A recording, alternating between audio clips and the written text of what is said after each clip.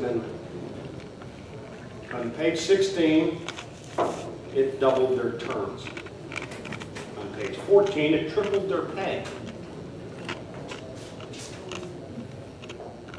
That's just not right. You can disagree about term limits. It's a procedural issue. It doesn't make you a bad person if you disagree. But everybody disagrees with deception, and that's what that was.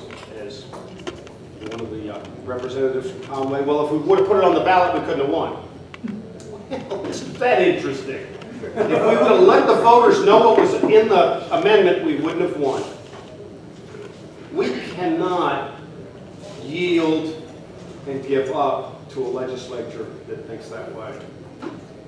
We have got to force them to respect voters and respect the vote. We've won 2 landslide elections. Why are we compromising with the people that are supposed to be our public servants? We're not supposed to be compromising and debating with them. They're our employees. They need to follow what we say. And we've lately been told that I remember when Obama won, it was 53%. This is a mandate. If 53% is a mandate, what's 60%? What's 70%? We didn't whisper term limits. We roared term limits in those 2 elections, and they need to listen. We have to get this back on the ballot. It's very important. I want to tell you one other statistic that recently I saw on a video on Facebook. It was a person in Florida talking to the Jacksonville city government who wants to double their term. And he said, you know, of the hundreds of term limit campaigns around the country, guess which percentage was initiated by citizens? Can anybody guess? 100%. Of the hundreds of campaigns to water down or defeat term limits, how many of those campaigns were begun by common citizens? 0. 0. This is a politician versus the rest of us. This is the people in power versus the people. This is an issue that if you have Democrat friends or Republican friends that you're always arguing politics with, this is where you can come together. When Democrats are polled on this issue, they're for term limits. When liberal progressives are polled on this issue, they're for term limits. When independents are polled on this issue, they're for term limits. When Republicans are polled on this issue, they're for term limits. When moderates are polled on this issue, they're for term limits. Why are we compromising with a bunch of people in Little Rock who want to keep things in their camp under their control? We don't need to compromise. We need to speak up, just like we did in 2 landslide elections. And that's why we're here tonight. We need help. We need 100,000 signatures, and we have about 100 people working around the state. We need 400 people working around the state. We need 25% of those signatures. That's 25,000 signatures in Northeast Arkansas.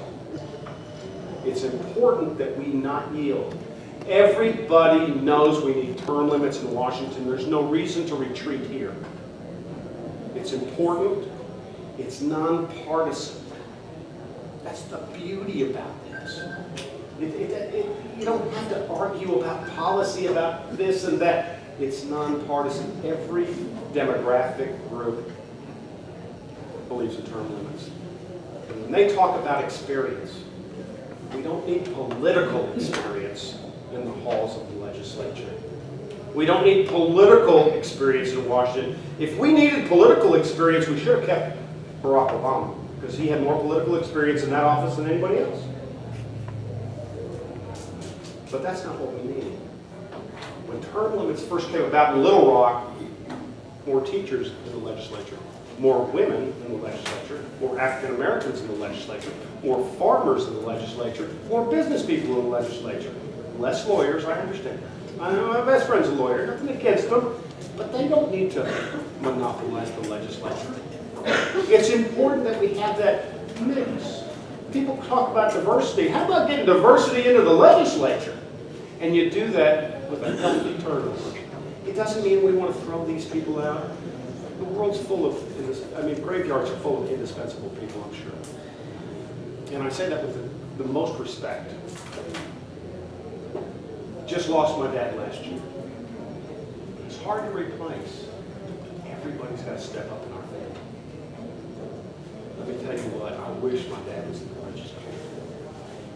Because that's the kind of thing we need. It's very important that we have people that come from the people. When you hang down there all the time and you're talking to lobbyists, that's who you represent. When you're staying in Jonesboro and talking to people at church here, at schools here, at games here, that's who you represent. It's healthy. Everybody knows it's worked in Washington.